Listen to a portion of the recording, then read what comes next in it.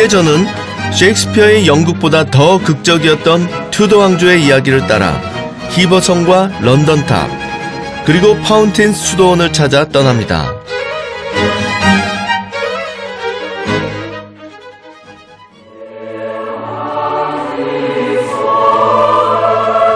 윌리엄 셰익스피어가 활동했던 시대는 튜더 왕조의 엘리자베스 여왕이 다스렸던 때죠. 일생을 독신으로 살면서 대영 제국의 초석을 쌓은 그녀지만 여왕을 둘러싼 가족사는 그야말로 파란만장하기 그지였습니다. 런던 남부의 히버성은 그 모든 이야기가 시작된 곳입니다.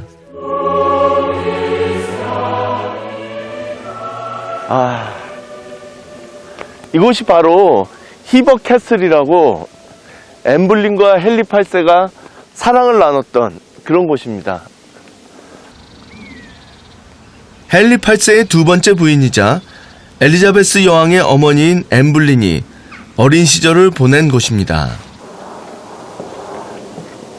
이 성이 중세에 지어진 성인데 규모는 작지만 갖춰야 될 건 다 갖추고 있네요. 이렇게 해자도 있고 성문에 내려오는 방어벽 같은 것도 있고요.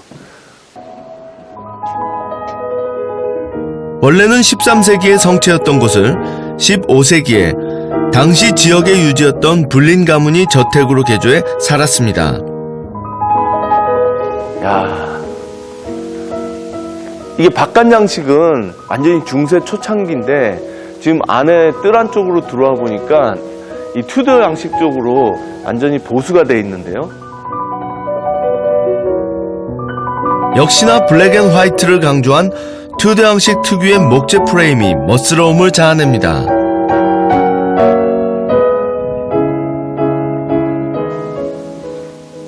성 안은 밖과 또 다른 매력으로 제 발길을 이끕니다. 이야.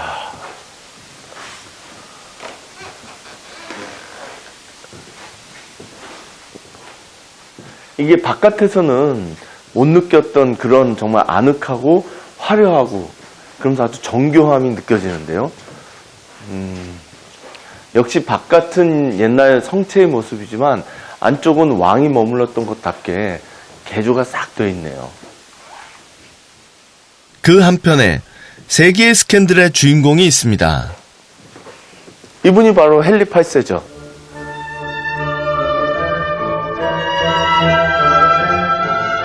우리에겐 6번의 결혼으로 유명하지만 그는 사실 튜더 왕조의 두 번째 왕으로 종교개혁을 일으키고 절대왕정을 확립한 강력한 군주입니다.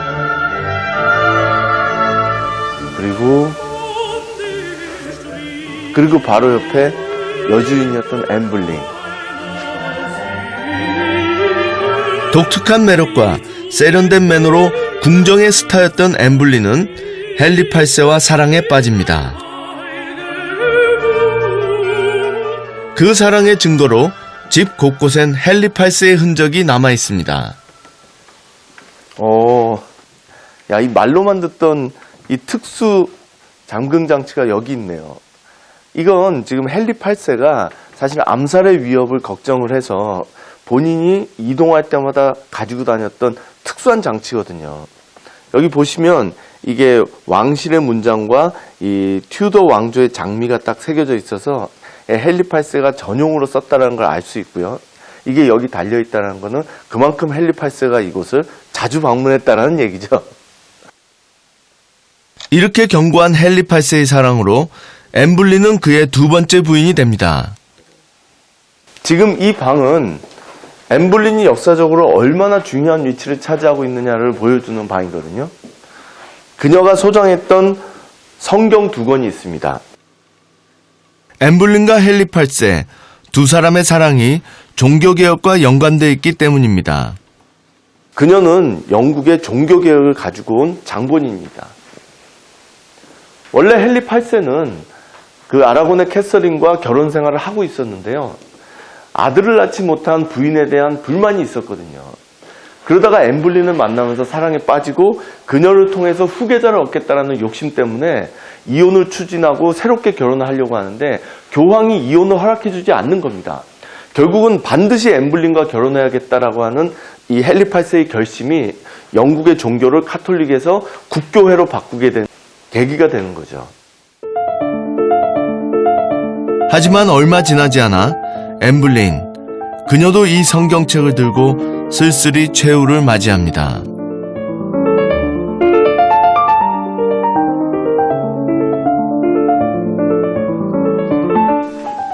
그 당시 왕들의 초상화가 쭉 걸려 있는데요. 여기 헨리 8세와 엠블린의 딸이었던 엘자베스 1세의 초상화도 있네요. 굉장히 화려한데요. 그리고 위엄도 느껴지고요. 결국 엘리자베스 여왕은 헨리 8세와 엠블린, 이들 사랑의 결실이죠.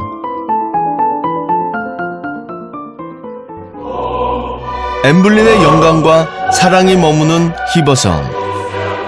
이곳에서 시작된 세기의 로맨스. 과연 그 끝은 어떻게 됐을까요?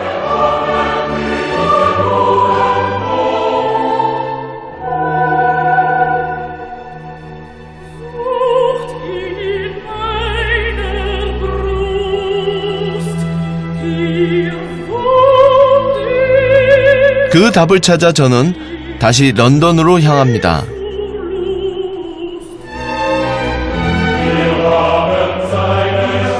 마침 도착한 도시엔 아름다운 일몰이 찾아오고 있습니다. 영원히 지지 않을 것 같았던 이곳의 태양. 그래서 더욱 찬란합니다.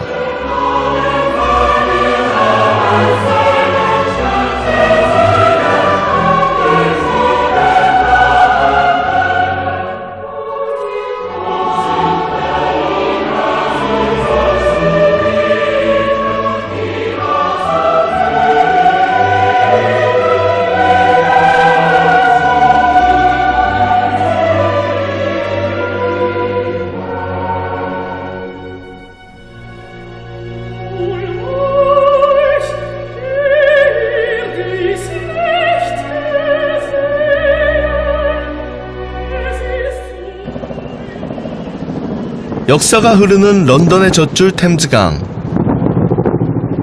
이 템즈강을 내려다보는 탑이 하나 있습니다. 영국 왕실의 피해 역사가 시작된 곳이죠.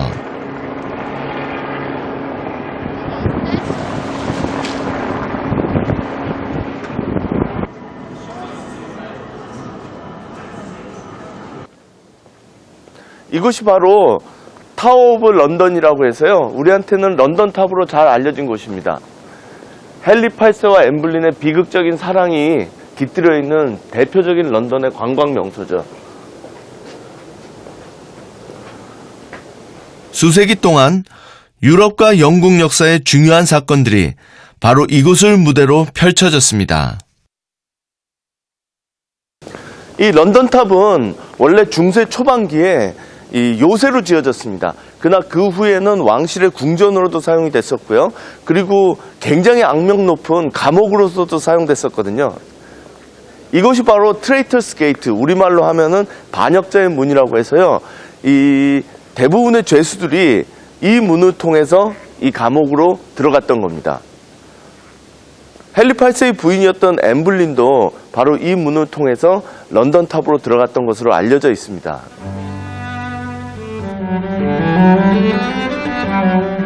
반역자의 문은 한 번 들어서면 다시는 살아서 나갈 수 없다는 말이 있을 정도로 무시무시한 문이죠. 엠블린 또한 그 운명을 거스를 수는 없었는데요. 헨리 8세는 나라의 종교를 바꾸면서까지 엠블린과의 결혼을 감행했지만 결국 앤 또한 아들을 낳지 못했다는 이유로 런던 탑에 감금됐습니다. 그리고 얼마 후 비극적인 결말을 맞았습니다.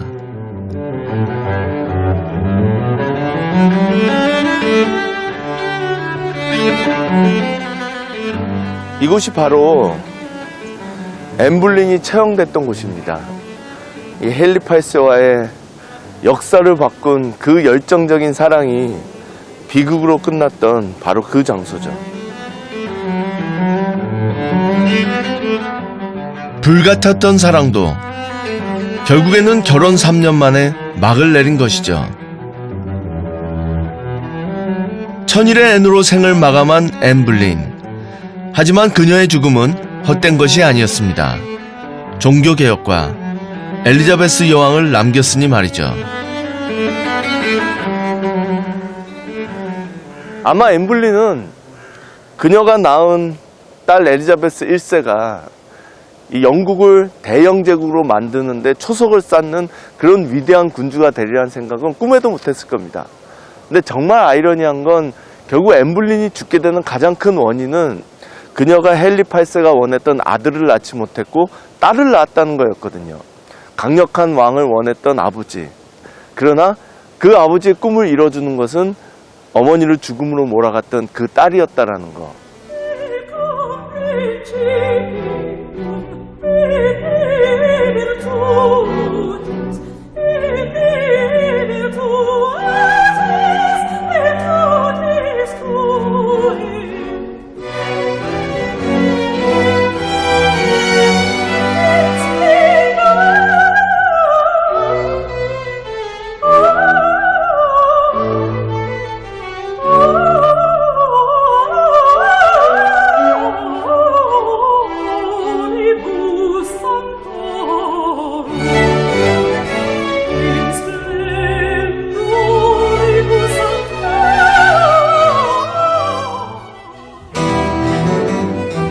역사의 반전은 여기서 끝나지 않습니다. 앤 불린과의 결혼을 위해 헨리 8세가 이뤄낸 종교개혁은 또 다른 세상을 여는 열쇠가 됩니다.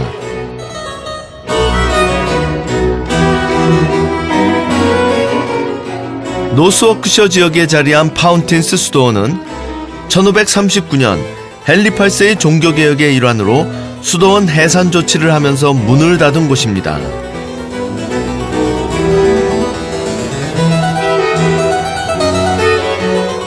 처음 13명의 수사가 생활터전으로 시작한 수도원은 점점 규모가 커져서 해체되기 전에는 잉글랜드 북부에서 가장 거대한 규모를 자랑했습니다.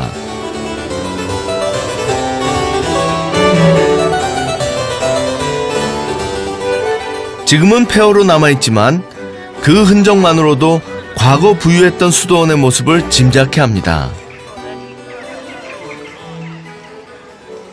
이곳이 그 파운틴스 앱이라고 해가지고요. 파운틴 수도원이죠. 한 500년 정도 11세기부터 16세기 초까지 이 북잉글랜드 지역에서 가장 화려하고 가장 막강했던 어떤 위세를 떨쳤던 그런 수도원입니다. 야, 규모가 엄청난데요?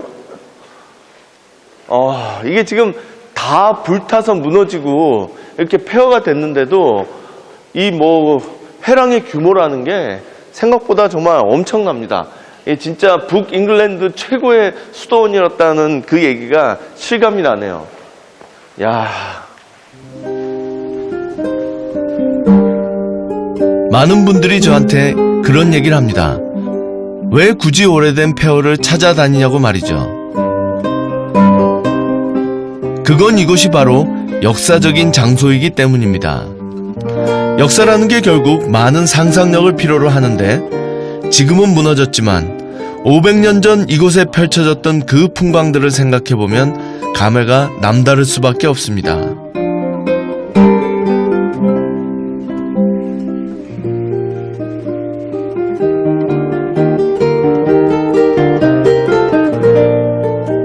정말 멋진데요? 야, 이 수도원의 1000년 세월이 느껴집니다. 그리고 이 폐허 속에서 우리는 역사적 사건의 중요한 실마리를 발견할 수 있습니다.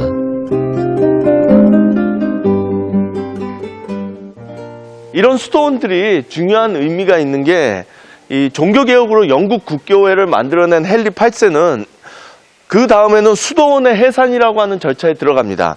결국은 영국 전역에 흩어져 있었던 수백 개의 수도원은 교황을 우두머리로 한 조직이거든요. 근데 이제 더 이상 교황을 떠받들 필요가 없었기 때문에 이런 수도원들은 존립의 근거를 잃게 된 겁니다. 헨리 8세는 그 법적인 허점을 이용해서 수도원을 해산하고 그 과정에서 수도원이 갖고 있었던 어마어마한 재산을 독점하게 되는 겁니다. 그러나 혼자 가질 수가 없었기 때문에 이 재산들을 자신을 지지했던 종교개혁을 후원했던 사람들한테 헐값에 넘기게 되는 거죠. 결국 수도원 해산을 통해서 부의 재분배가 일어났던 겁니다. 이 부의 재분배를 통해서 수도원에 죽어있는 재산들을 가져가게 된 중상계급 이상의 젠트리 계급은 이 막대한 부를 바다에, 교역에, 산업에 투자하게 되거든요. 그런 것들을 통해서 런던은 유럽 최고의 도시로 성장하게 되고 영국은 끊임없이 바다로 드레이크로 대표되는 해양을 개척하는 새로운 시대로 나아가게 되는 겁니다.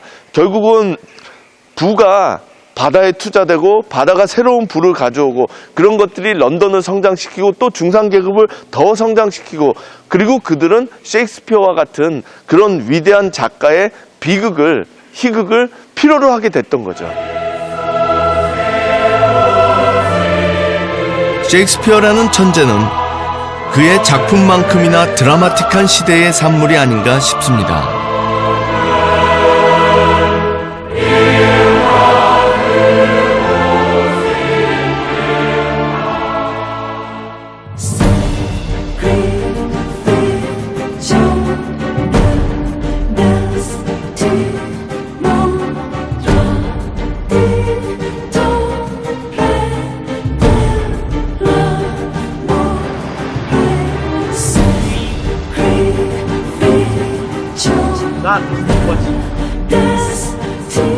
윌리엄 셰익스피어의 최후의 안식처가 있는 곳입니다.